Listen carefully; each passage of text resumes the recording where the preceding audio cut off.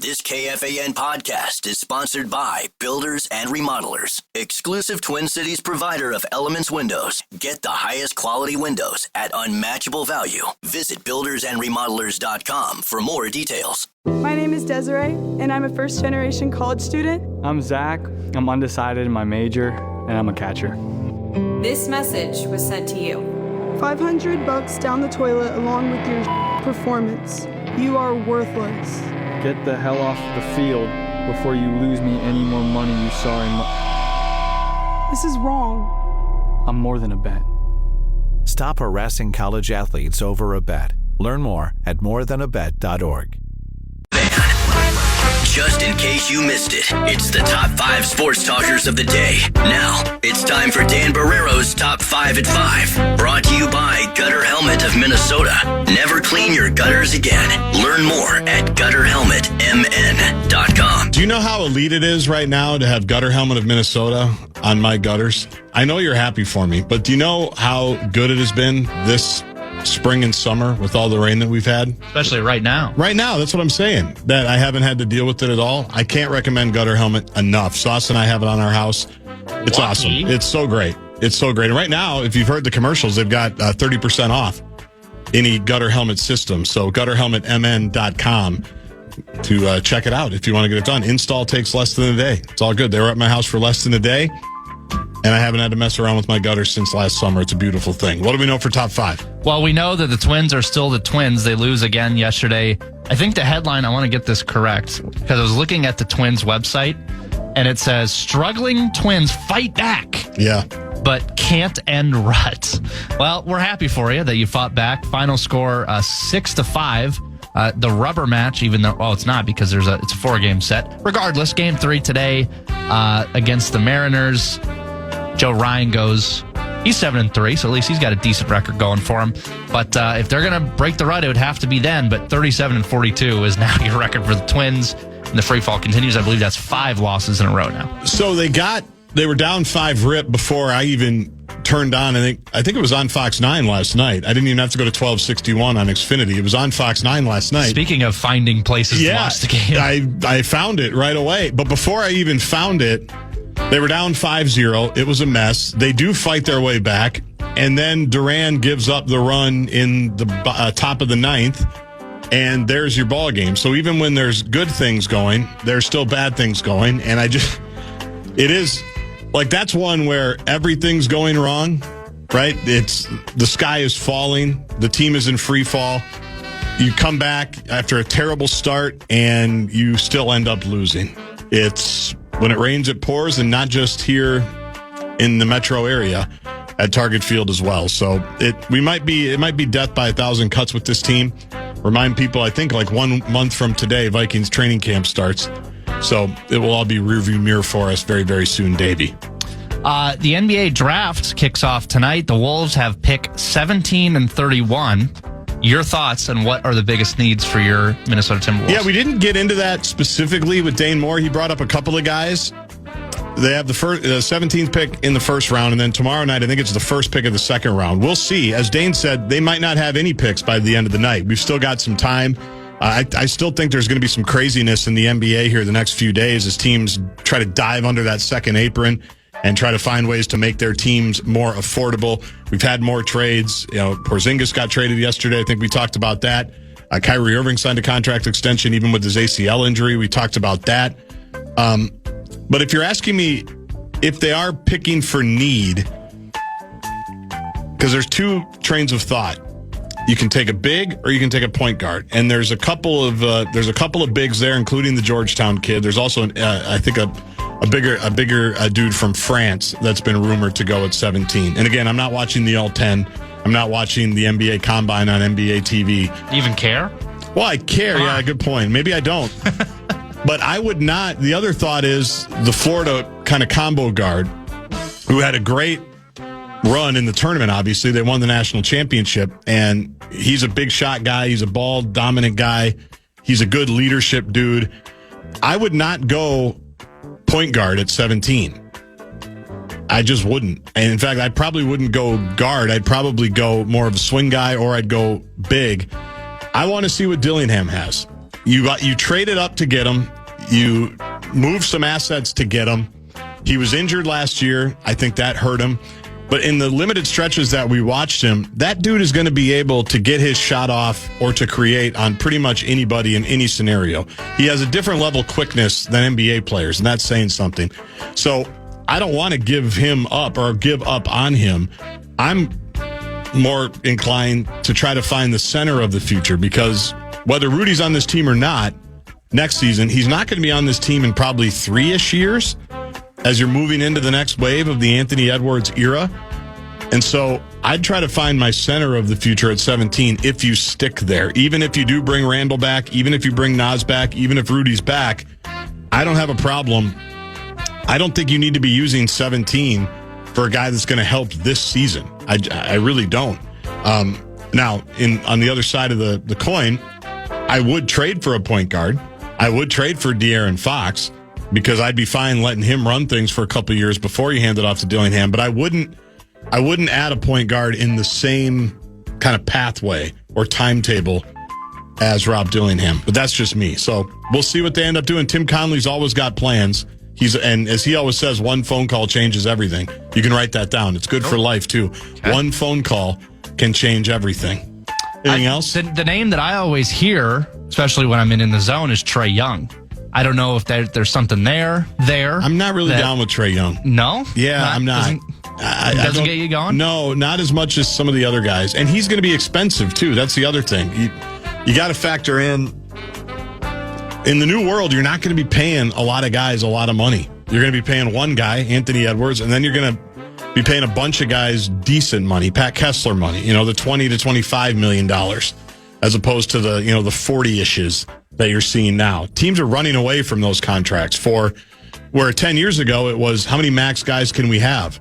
We want as many max guys as we can possibly have, and we'll do player minimums the rest of the way. Speaking of money, you want to give some away? I do. The Fan and BigTech.com. I'm going to give you a shot to win bonus bucks to the National Cash Contest. Head to KFAN.com. The keyword is bank for this hour. Keyword bank, KFAN.com, keyword bank. He braved the elements. He brought some gifts and artifacts. Pat Kessler joins. We got some stadium stuff I want to talk to him about. And as always, he has a big prepared list of topics that we may get to. We may not. Come back and see. Pat Kessler joins next. My name is Desiree, and I'm a first-generation college student. I'm Zach. I'm undecided in my major, and I'm a catcher. This message was sent to you. $500 down the toilet along with your performance.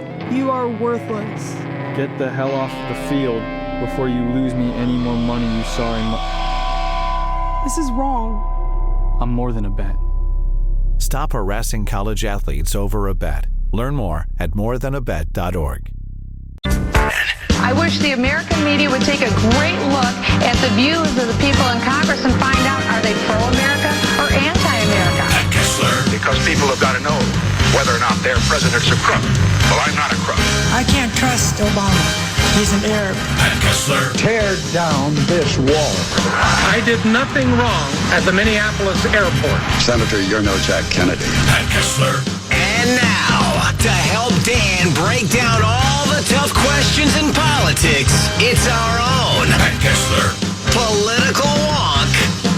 I feel like a supermodel, except like times 10. Come on. It's Channel 4's Pat Kessler with Dan Barreiro on the Fan. Dan out, Guardsy in. I don't do every regular guest on Bumper to Bumper, but on Wednesdays at 5, 5:15, 5:30, I always want to have my guy, my Gopher road trip buddy, who's ditched me in multiple cities across the country. With pleasure. At Gopher Road Trips, Yep. Pat Kessler Yep. is in studio. I trust you are well, sir. I'm doing great.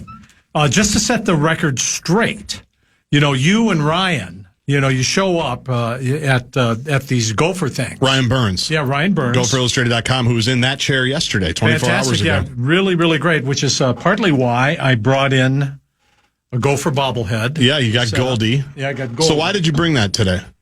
Just aspirational, and then I have a cup, the Rose Bowl Parade cup. And where did you get that?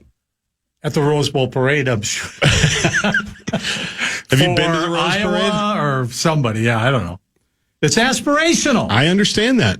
So, so listening to him was just great. But to be fair, let's circle back to this, close the loop, as we like to say.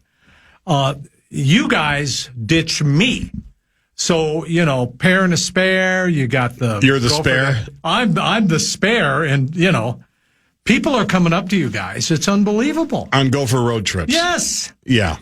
Now, to be fair, part of the reason we're available. I'm saying, don't you know who I am? Well, here's the problem. And they say no. When we're hanging out at a soda social the night before the Outback Bowl, for example, or the night before the Duke's Mayo Bowl, which was the most recent one, the place was packed. It was awesome. You're not available to speak to because you are giving your laundry list of complaints and suggestions to deputy athletic directors that are just there trying to make sure everything's going off without a hitch. And if Mark Coyle makes an appearance, athletic director Mark Coyle makes an appearance kind of congratulating everybody for coming, thanks for coming. Which he does. Then I offer my suggestions. You take that opportunity. I do. I remember having spoken to you, and I'm looking you right in the eye. We're having a beer, and I see him over your shoulder. I'm out. You are. Goodbye. Yes, and you're gone. You're vanished. It was Boulder where you were adamant that Mark McElroy, Officer Mark, who accompanies PJ on the field, all these guys have their security, especially because 3 times a year you're storming the field at Huntington Bank Stadium. The head coach has to get to his interviews. He's got to get off the field. Yeah, Officer Mark played football at the U, Cretin-Durham Hall, legend. You were adamant that he needed a sheriff's hat on the sideline, and that was actually something you brought to athletic administrators on the Boulder trip for, I want to say, at least 30 minutes. You stated your case. And I've been doing it every year since then. Yeah. So I see all of from Alabama, the SEC, all the big schools down there. They have these big dudes, and they're protecting the coaches. Yep. And, who's going to hurt the coach? Nobody. I mean, unless it's somebody rushing the field. Yeah. Something like that.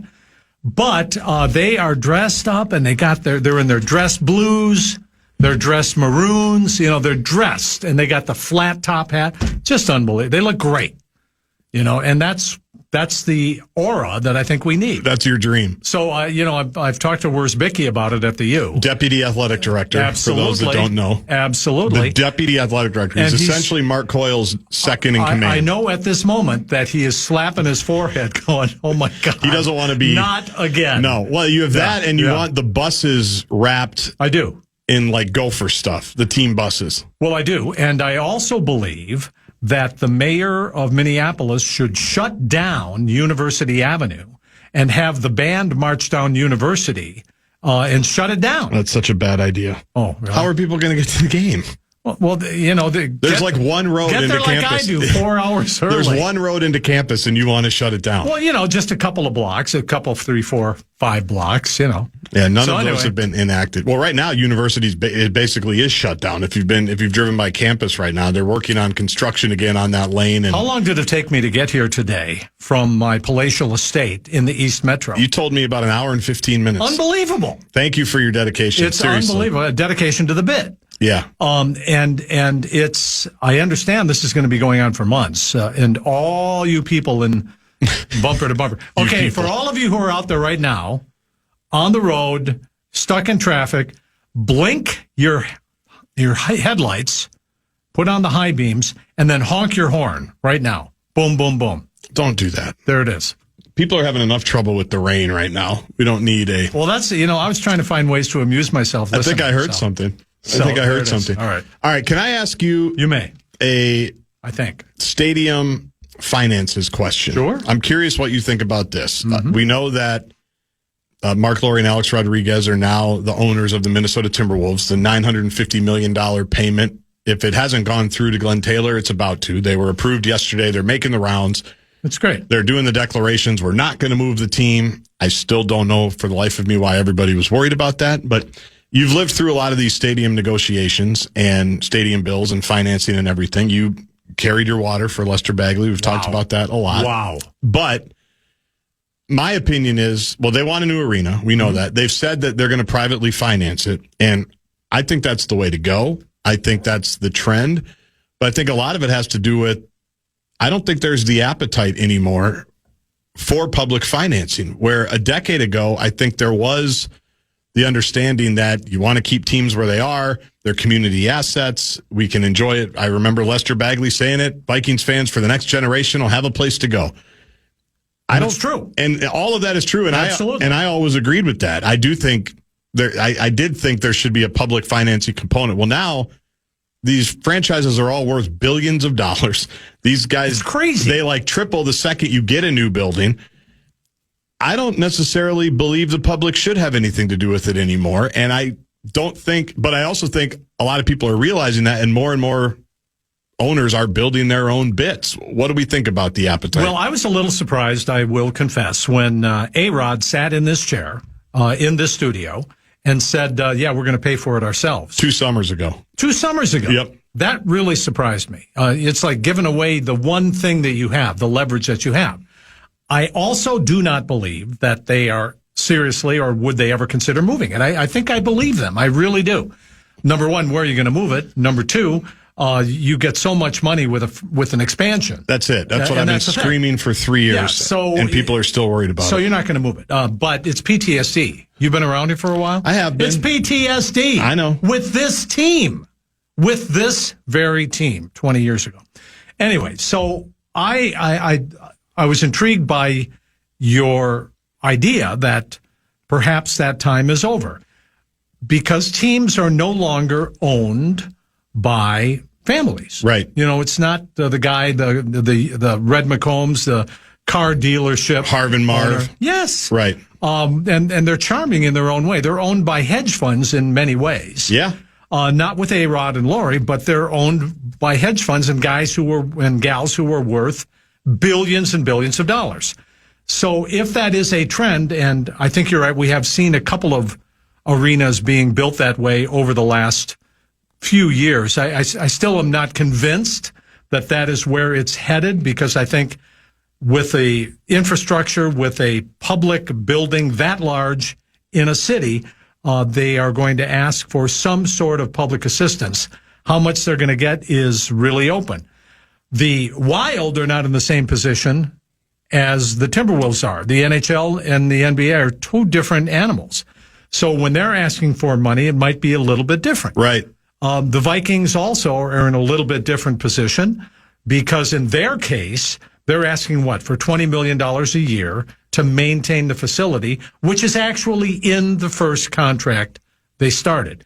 So those are some of the other ones. Target Field, what are you going to do about that? Depending on who buys it. I am not convinced. I think it's really intriguing and it makes sense. It's plausible that time is over, but I'll believe it when I see it. Well, I'm not naive enough to think they're not going to ask for anything. So I'm curious when you talk about historically, what have you seen or what have you observed about whether it's a property tax break here or we'll give you a good deal on the land here, or there's different things you can do to make it easier for them rather than just say, oh yeah, and 50% of it, we're going to just bang another tax for 2 years. Yeah, there's a lot of little things that they can do that you wouldn't pay attention to immediately, including tax increment financing, which is a way for them to lower their taxes dramatically for 20 or 30 years as they generate revenue on this site. They could have naming rights that those don't come automatically with a team or a building. They could negotiate for that. They could negotiate for a lot of the infrastructure, including electrical, the roads that are going into it, a lot of the sewer and water, all of that. There are many different ways that you can negotiate with tax advantages on the revenues you generate and the profit you make. All of that can be instead of just give me a check for $100 million paid for by the public. There are different ways to do it. But I still think that I do believe that the Timberwolves will probably go to the legislature and ask for money. I think the appetite is not there at the moment, but perhaps it will be in a few years. I haven't heard them, have you, recently, saying that we might want to get some public funding? I don't think I've heard that at all. They keep saying, in fact, they said on one of the interviews that they've done that they still want to do it privately financed. Good for them. Well, that's what Ballmer did in Inglewood. Yeah. The new Clippers guy built it into its own. How much is Ballmer worth? I mean, it's hundreds of billions. Yeah, exactly. Yeah. I mean, he's not quite Elon Musk. No. But he's got $100 billion. Are you monitoring the Musk wedding, by the way?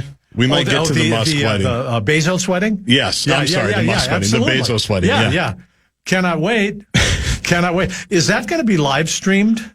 I would think it has to be. Or it's either live streamed or they confiscate everybody's phones. Yeah, it's one of the two. The death of democracy. Yeah. Is that what it is? Well, I think the Washington motto, Post? it was democracy dies in darkness. Super Bowl commercial, right? Well, it's been there for a long time. I mean, it's been their slogan for 4 or 5 years. But yeah, I'll take your word for it. All right, I got another sports topic I want to talk to on the other side of this. You also, I guess you put together a list every week of topics you want to discuss, which you never read and we never discuss. I've read some of it. We'll discuss some of it. There's a couple of things on your list, some serious topics to get to as well. Special K, Pat Kessler, sipping from the Rose Parade mug next to his Goldie Gopher bobblehead. Speaking of serious, more with Special K. My name is Desiree, and I'm a first-generation college student. I'm Zach. I'm undecided in my major, and I'm a catcher. This message was sent to you. $500 down the toilet along with your performance. You are worthless. Get the hell off the field before you lose me any more money you saw in This is wrong. I'm more than a bet. Stop harassing college athletes over a bet. Learn more at morethanabet.org. After that. Head over our contest page, enter for your chance to win a pair of tickets to see renowned comedian Brian Regan at the Mystic Lake Showroom, September 27th. KFAN.com, keyword contest. Enter today.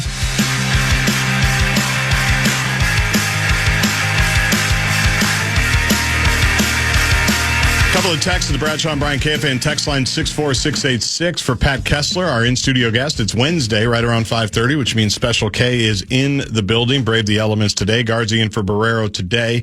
This is from Clayton from Rochester. When he said Kessie brought in gifts, we all thought it would be another fireman calendar. Remember that from the state fair?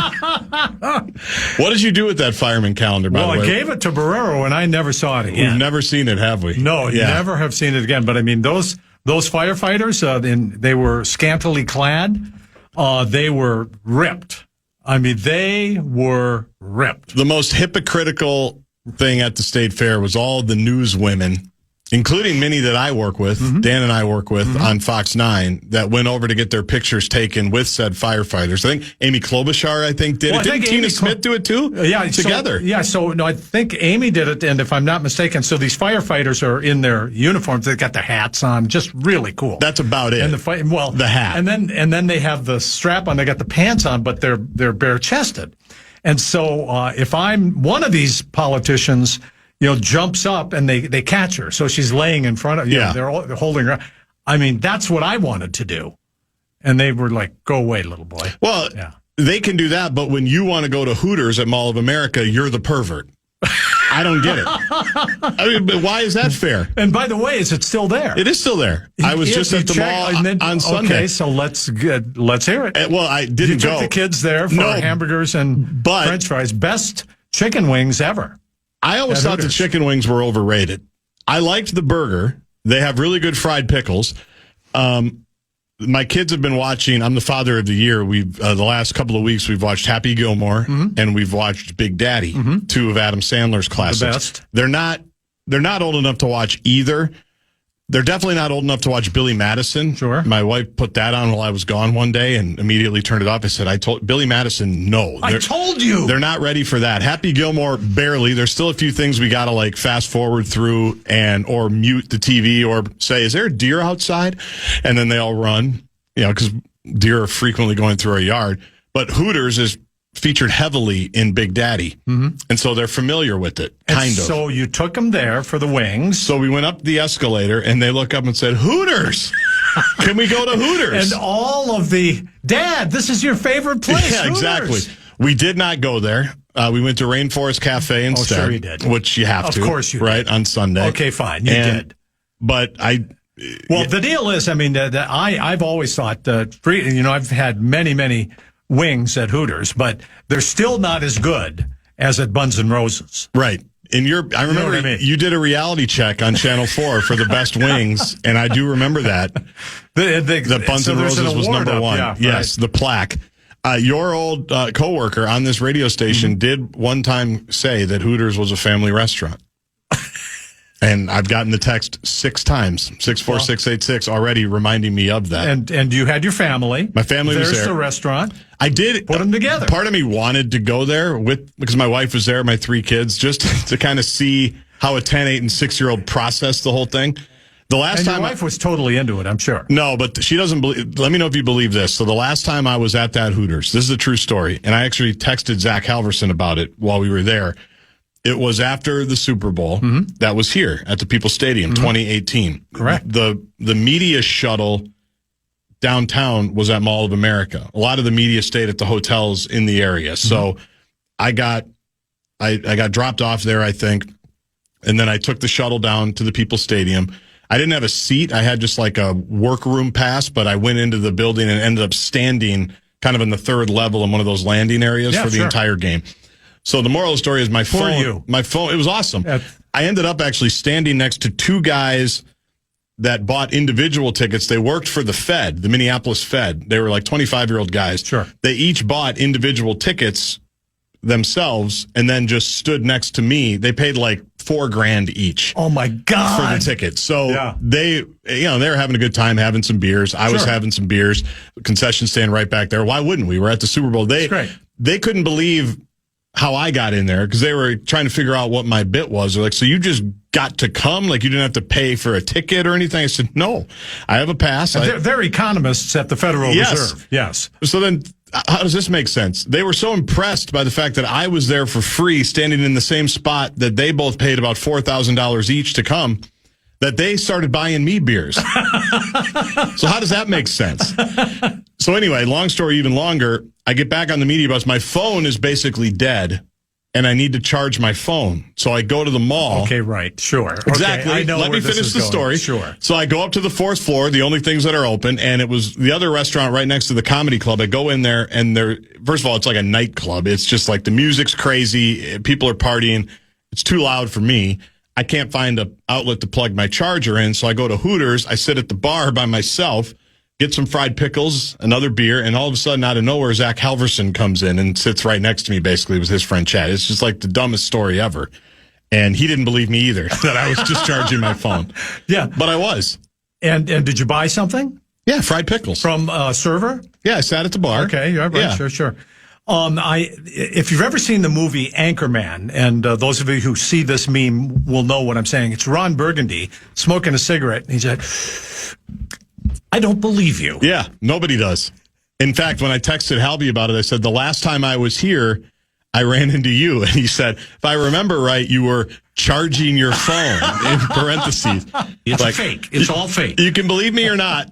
I know it doesn't check out, but that's exactly what I was doing. So the last time I was there, so that would have been February of 2019, I think it was, or 2018. Okay, so you say, I believe you. Is it too expensive, Pat Kessler, these days to be a sports fan? That was the topic that I got into for much of about 3:30 to 4:15, with all the different streaming options now that you have to pay for to get all the games, and the cost of tickets and the cost of everything. I've had a dad, I think, talk back in, right, Brett, that said he grew up, sports were family. We watched all the games together.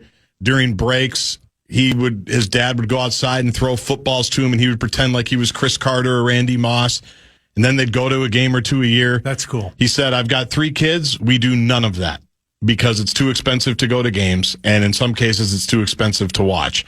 You go to a lot of games as a permanent +1. We're not the right people to ask about this, I don't think. But we buy our own tickets, man. I understand, because I do too. Yeah. People don't believe me on that either. I'm a season ticket holder at the Wolves. We've talked about that a million times. Don't believe you. But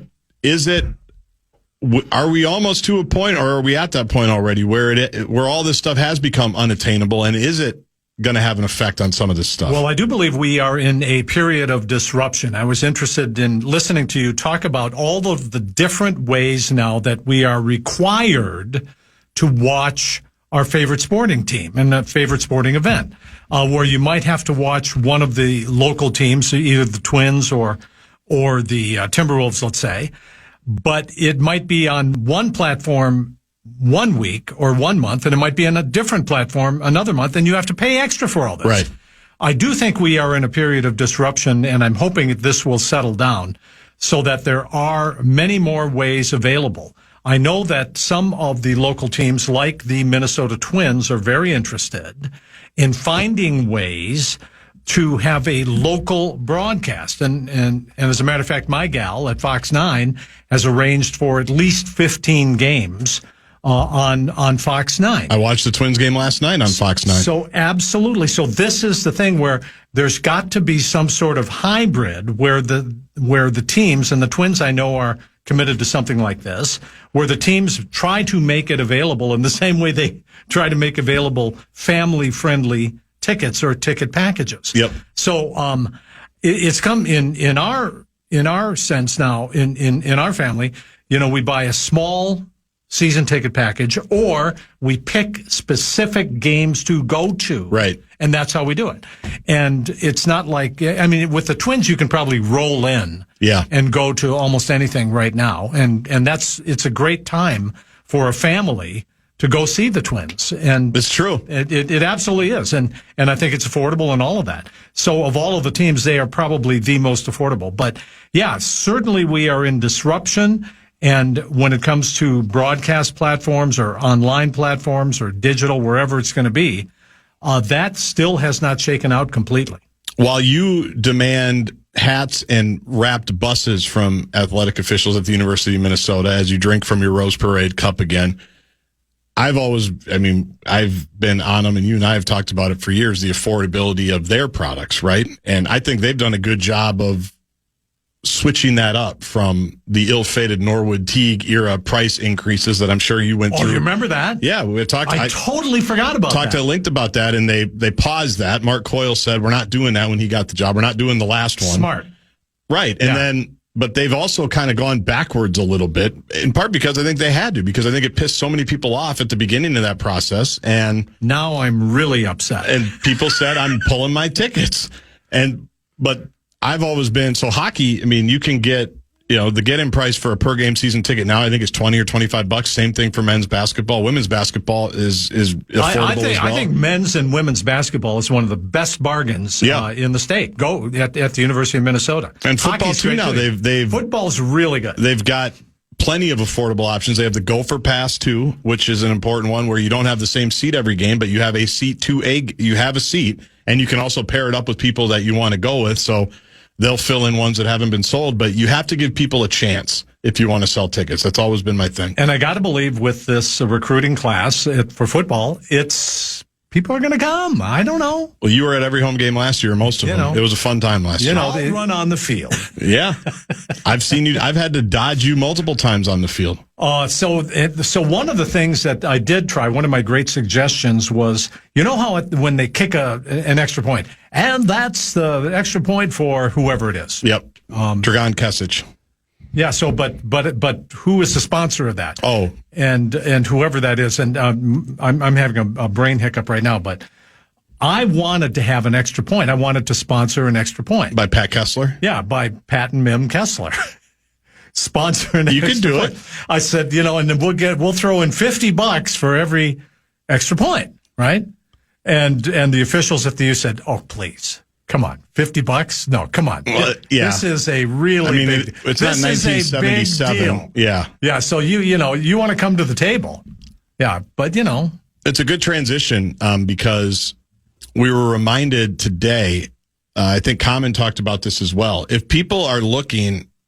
I've been doing some commercials. I think you said you heard my commercials for Superior Landscape and Irrigation as well as a poolday.com. Mm-hmm. And the commercials are working so well that they need to hire people to do the work that I'm telling them to go do. That's how it's worked. Like we need more workers. We're too busy. These radio ads are working too well. Wanted to remind people that if you're like Kessler, if you have a business, if you're driving home from work right now, and actually I got a text yesterday from somebody, a friend of mine that has a business or works for a business, they're marketing people. They want to change some things up. They wanted a salesperson's name. They want to do some advertising on the Fan. You can always email me, jg@kfan.com. You can always tweet me at Guardsy. If you have a business and you want to advertise and you want to get out there, whether you have Kessler money or whether you have A-Rod money and everywhere in between, we will find a spot for your business. Just email me, jg@kfan.com. If you want more business, then you're going to have to hire more workers. It's going to be a lot of work, but you can do it for them. Yeah, well, you can get this done. It doesn't even have to be an endorsement. They work beautifully. They work great. And we appreciate all of them, the companies that we work with. But Common was talking about it today, and I wanted to reiterate that if people are interested, we will find you a place if you have a company that wants to sponsor something. So I'm glad you reminded me of that, and it came up organically. Mm-hmm. Thank you very much. Would you like to sponsor anything on this show? Every time there is an extra point, we could do the Kessler Foundation or something. Okay, we have to have a foundation first. Yeah. Get a foundation first, and then we'll do it. Yeah, so that's how you pay, as Steve Martin used to say, how to make $1 million and pay zero taxes. First, get $1 million. That's the joke. That's the joke. That's the whole joke right there. Okay. It sounded better when Steve Martin said it. All right, let's talk about some of the topics on your list. I'm glad you had this one on there because I thought this was interesting. We've been talking a while about your guy, Governor Walz, and just his popularity in general. You're so bad. And what's his future? He's going coast to coast. He's going on national shows. He's thinking about running for this, running for that, possibly thinking about a third term for governor, the whole bit. And the big story today that I know you want to talk about is kind of where he stands right now in his home state and maybe even in his own party. What do we know? What did we learn? It's very interesting. President Trump's approval rating is 45% in the state of Minnesota and 54% disapproval. I mention that because Governor Walz is beginning to hover around the Trump approval. Now let me pull out all of my papers here. Yep, you have to move Goldie. Move Goldie. Move your mug. And what do you think I have in here? I don't want to know. Yeah. Okay. Very good. So Walz's approval for the first time sinks below 50%. And we've gotten to a point here where it is 50%, fewer than 50% of the people in Minnesota believe that Governor Walz is not doing as good a job as he used to. They disapprove. And there's also a number of people, more people say he should step down. Really? Instead of like not now. Resign. Oh. Not run for a third term. So that is a little unusual. So Walz's approval right now is 49% approve of the job he's doing and 50% disapprove. So that is really, that can be politically troublesome. And when it comes to running for a third term, 49% of Minnesotans say do not run and 45% say go ahead and do it. So again, it's what we call underwater. So that would indicate that there might be some trouble ahead for Governor Walz if he runs for a third term, and he's indicated leaning toward that. He hasn't said he's going to, but he has indicated that he is interested in running for president. It's probably better politically to be running as a sitting governor than it is for someone who is not in the office or someone who has been defeated in the office. And it's not clear that he could be reelected. I mean, odds are he's the incumbent. You know, he could probably win, but the headwinds are very, very strong. And he's very, very popular in the Twin Cities. All the lefties live in the Twin Cities like you. Yeah. But when you go to greater Minnesota, where it's more righties, he is really, really not doing well. Right. But here's the key. The suburbs are not sure about him now. Yes. That's really important. He's got to either shore that up or think about not running for a third term. What's precedent? How many, I know you know this, I don't know this. I know you've told me this. I just don't remember this. I don't know. How many third-term governors in general? Very rare. Well, it is now. Familiarity breeds contempt. Yes, Minnesota governors used to have 2-year terms, and that changed, 50, 60, 75 years ago. I don't know exactly when. But Governor Perpich is the only governor. He was a Democrat in the late 70s and in the 80s who tried to run for a third term, non-consecutive, and he was defeated by the University of Minnesota booster Arnie Carlson. So, it's very rare if unprecedented in the modern age. So it's not, you just don't do something like that because we have so much media now that people are very familiar, and I think the Republicans in particular kind of softened up Governor Carlson, or Governor Walz, I should say, went after him pretty hard during the presidential campaign. Yeah. And he came out of that hurting. Battered. Yeah, I would say. Absolutely. Bruised and battered. Yeah. And he's trying to reclaim that now, going to different places. But it's not at all clear that he can run for president and be successful. But as I always say, how many people are running? Let's say there's 10 people out of 350 million. That's a pretty good shot.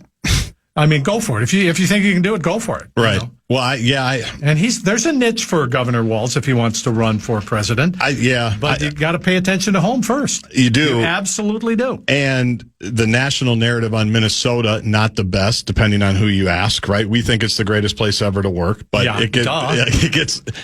So I also wonder, too, once you go through the ringer and lose and you do come out battered, I just think that's too hard to come back from. Like, what precedent do we have where someone did, lose a high-profile election like he did? Now, he wasn't at the top of the ticket. If you ask him, he never even got to do what he wanted to do, which is interesting. And I believe that. I believe him. Well, he's the vice presidential candidate. That's probably true. And I think he was muzzled, and he couldn't talk the way he wanted, and Harris was so nervous about talking to the media, all of that. Yeah. And that's all he wanted to do. Talk. So I believe that they did him a disservice on that. But I'm just thinking off the top of my head here, the only time that I can think of that somebody did that would be Richard Nixon. Okay. Who lost for president, ran for governor of California and lost in the 60s, and said famously, "You won't have Dick Nixon to kick around anymore." And then won the 1968 presidential election. Yep. And look what happened then. It ended great. After he won the next one, too. He made America great again. Yeah, I don't remember what happened after all of that. Well, Abraham Lincoln lost a bunch of elections, too, right? Before he ended up becoming the president, if I remember correctly. I didn't know you wanted me to go that far back. Well, what about John Quincy Adams? I'm not sure. I mean, come on. I'm not exactly sure. Millard Fillmore. Was it Millard or Millard? I thought it was Keith Millard. Millard Fillmore. Yeah. It's hard to, when you go through the ringer like he did, and he did get beaten up bad. And like you say, now he's not super popular here anymore, and who knows? And things can change. Polls are snapshots in time, and he could absolutely turn this around. With all of the things going on right now in the state of Minnesota with the assassination and shootings of Minnesota politicians, coming off of a pretty rough few years from George Floyd to COVID to this. I mean, it's been crazy. It's just been crazy. So, yeah, you're going to get beat up a lot and see where it goes, but the numbers show trouble ahead. Can you stay for one more segment, or do you need to get back? Well, what time is it again? It's 5:57, 5:58. Can you stay until 6:10 or so? Because I do want to get to a couple more things on your list. You mentioned just there a couple of them. I want to talk about Melissa and Mark Hortman, what's going on Friday there, as well as the latest with the shooter from a couple of weekends ago. That with Pat Kessler when we come. My name is Desiree, and I'm a first-generation college student. I'm Zach.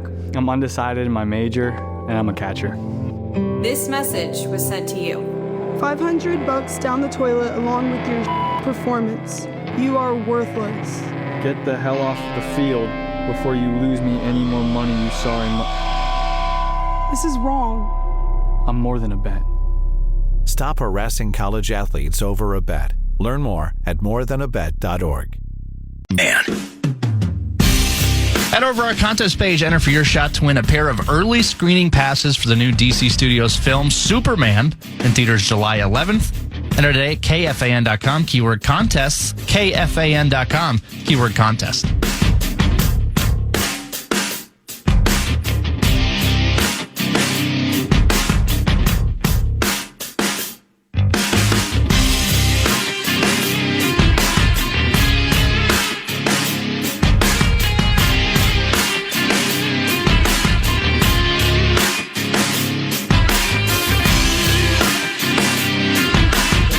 Kessler might be on the injured list. Something just happened. What were you trying to do? Open your computer? My headset just attacked me. Did it really? Wow. I'm sorry. But All you're right, good? I'm good. You good to go Good for to go. another 6-7 minutes? Yeah. where was it? I had a text here I wanted to get to. Oh, we were just talking about Governor Walz possibly wanting to run for president. Yes. I don't think that's a tremendous idea. I have questions about him running for governor again, just because I think it's an uphill battle. Once you've been here and he's got a long record, whatever you think of it, there's a lot of people, like you said, that don't love it, don't like it. We can have discussions about that. Pawlenty was the last Republican governor, 651 reminds us of. Mm-hmm. Do they have their act together enough? Does that party, the one I grew up in, by the way, that might surprise some people, do they have enough sense to seize the moment where if he does run, he is vulnerable if they put up the right people? Right now, I'd say no. Okay. I would say they don't have people coming up who are the moderate, traditional Republican types that might appeal to independents and people in the suburbs. They are starting to get people running for purple suburbs, as we say. Yeah. I mean, the Kendall Qualls. I mean, he's a pretty good candidate. But there's going to be more candidates jumping into this. But one of the big problems for Republicans are that they can't raise money. They have had a lot of internal strife, and they still do. They were in debt for many years. Guardsy, go ahead. Sorry, what? That's me. I was just interrupting. That is so great. Thank you. That is so great. So, right now they're not in a position, but this can change very, very, very quickly.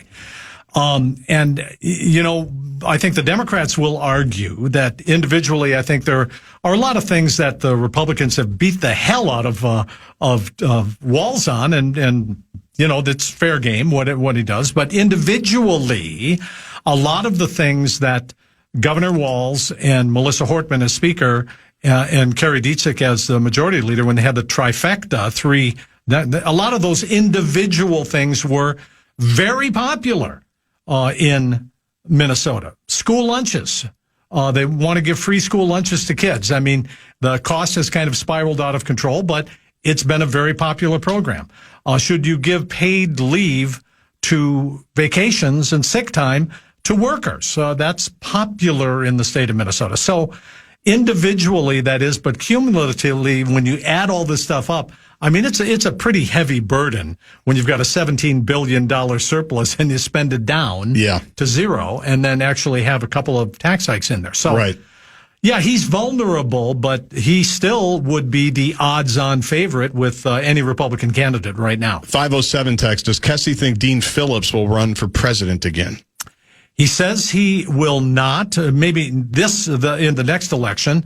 He's somebody I admire tremendously. What a great public servant. And by the way, when is your apology to Dean Phillips? He saw things clearly. He's the only guy, the only Democrat who stood up. It's my guy. He's in my district. Your Congress. That's right. We're purple. And saying, pretty sure I voted for him. Look at this. Look at this. Look at what's happening. Do you not see this? And for his trouble, he was drummed out of the party. I would have loved to seen Dean Phillips run for governor of the state of Minnesota or U.S. Senate now that Tina Smith is retiring. I think that there are places for a Dean Phillips. And he's still commenting. He's still the guy in the middle who says that the Democrats have gone way too far left and is out there, I think, today, critical of the New York mayor's race and saying, what are you doing? Right. You've just, do you want AOC to be in charge? He's a very attractive young candidate, and who has won the primary in 33 years old, but he declares himself a socialist, and not necessarily a democratic socialist, but a socialist. And is that where the Democratic Party wants to be? That's one of the questions here. We talked about this on Friday night, I believe, on Enough Said, a program that airs on Fox 9 at 9:30 and Fox 9 Plus at 7:30. Ding, ding. You can also catch it anytime you want on the Fox Local app, which is free and easy to use. Past episodes are all there. You can go back 10 years. The show's been on a very, very long time. Wow. Just FYI for you and others. Ding, ding. But I was shocked to learn, because we've obviously been talking about security for our elected officials after the tragedy of a couple of weekends ago. I was shocked to learn, and I know you talked a little bit about this with Dan, I think, last week too, that if you have a gun legally, You can bring it into the Capitol. Come on in. That stuns me. I don't know why that's necessary.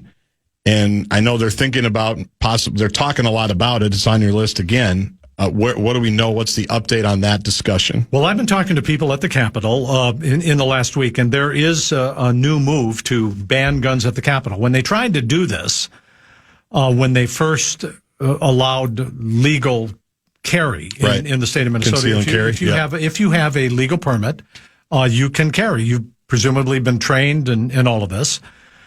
But should you allow this in the Minnesota State Capitol for security reasons? And they argued in that you're allowed to. You're allowed to do this. I always thought it was odd because you had Adopt a Puppy Day at the Capitol. You know what you're not allowed to bring in? A leash. You cannot bring a leash in to the Minnesota State Capitol. I'm not making this up. You cannot bring a protest sign on a stick, but you can bring a gun. So here's the little-known fact. Now it can be told. I knew a number of legislators, I'd say many legislators, who carry. Well, why wouldn't they? And, well, they cared long ago, before you ever worried about this. Yeah. But, so they carry, and now there is a little bit of pushback to calls for a ban on guns at the Capitol from lawmakers who say, well, what am I supposed to do? I've got this sidearm. So, I can't tell you, I should have looked this up before I came on, but I can't tell you how many capitals allow it. I gotta believe there are not that many. Let me do a quick Google. How many capitals allow guns conceal inside and carry? Well, I just think about this. You're a season ticket holder, go for football, Huntington Bank Stadium. Do they allow you to bring your gun in there with all of those people? I have to leave it in the car. Exactly right. Now, when you've had a little too much fun in the Ski-U-Mah lot, have you forgotten it and they've dinged you in the metal detector before? Yeah. No, but you shoot it off in the Ski-U-Mah. That's funny. Shoot in the air. We shouldn't be joking, but I'm just telling you. It's a metal detector society. There's a time for this. And is it time to have metal detectors at the state capitol? We don't have it now. I would say yes. And is it time to ban guns inside the Capitol? And I say that you got to take a hard look at that. I think absolutely you do.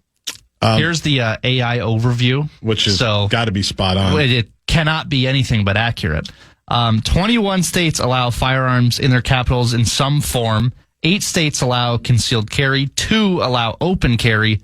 34 states and Washington, D.C. prohibited firearms from their capitals. All right. Well, that just makes sense. It just makes... Well, unless you're a legislator. But I have talked to many legislators who are really concerned about this. And not just legislators, but staffers.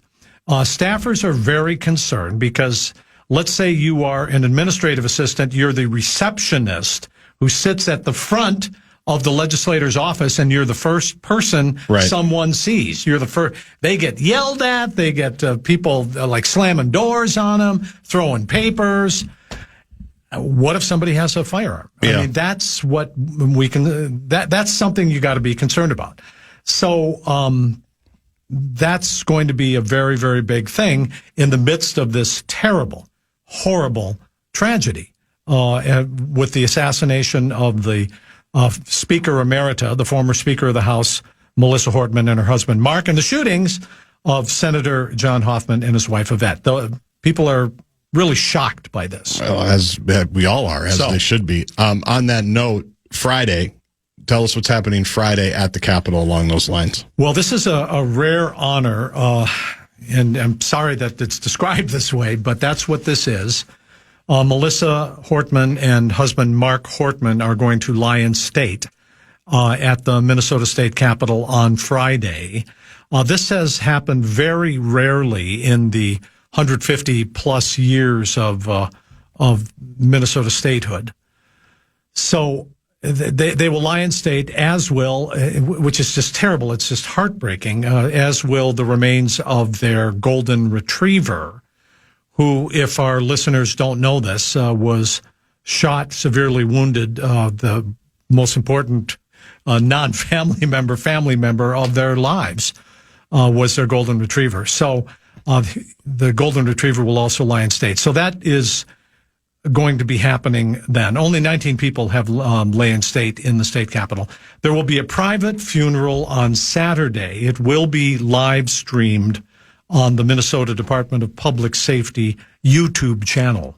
So you can watch it, but we're kind of slowly, exercising our grief, trying to figure out the shock of all of this, and then honoring this family.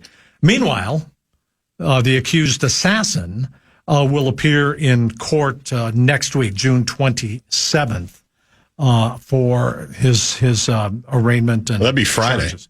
Yeah, so is that a Friday? Yeah, today's the 25th. It's already June 25th. So yeah, you're retired. You don't have a calendar. I'm just like you, actually. I have a paper calendar. Yeah, and it's full, man. My dance card is full. I believe you. It's pretty amazing. I work hard to get in here. Which is why I appreciate you coming in and spending an hour here with us. Thank you for braving the elements. Neither Dan or I are here next week. I don't know what the plan is next week, so we'll see you in a couple of weeks. 4th of July. You kidding me? Yeah, we've got things to do. Yeah, this is awesome. We've got things to do, but you're the best. Good luck getting Goldie back to your house in one piece, and don't break that Rose Bowl mug, that Rose Parade mug. Might need it in a few months. You might. What do you think? You might. I don't know. They lost out on an in-state recruit today. He's going to Penn State. Oh, that's just great. You can't keep everybody. That's just great. Can't keep everybody. All right. So thank you, Kessie. Go Gophers. That is Pat Kessler with his weekly appearance. We will put a wrap on the show. My name is Desiree, and I'm a first-generation college student. I'm Zach. I'm undecided in my major, and I'm a catcher. This message was sent to you.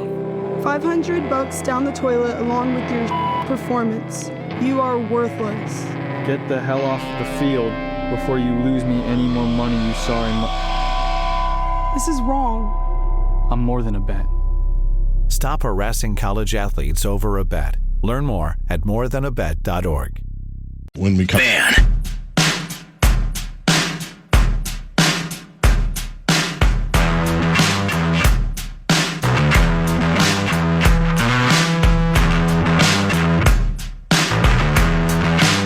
It's the Bumper to Bumper Show Wrap. It's brought to you by American Pressure, commercial-grade pressure washer since 1975. Backwards to forwards, we had Pat Kessler in for the entire 5 o'clock hour, bled over into the 6. Appreciate that, making his weekly appearance. Just before that, Dane Moore from the Dane Moore NBA podcast. Talk a little bit of NBA draft because the first round is about to start. I see the countdown, Brett Blakemore.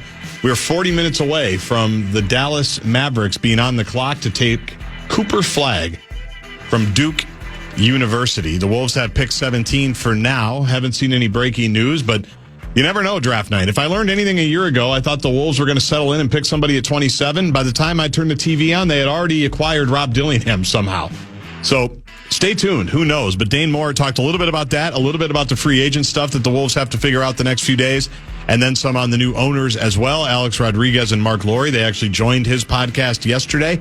Episode dropped today. It was very good. Suggest that you listen to that. Dane Moore has and does an awesome job covering the Wolves and the National Basketball Association. Early in the show, we recapped what draft night used to be around here. Dark days. Dark days. Those days are behind us. Like right now, I look out, looks like the rain is past, the torrential rains here in the metro area. I don't see much, Brett. I don't know if you do. It was ugly a while ago. That represented like the 90s and the David Kahn era of Timberwolves basketball draft nights.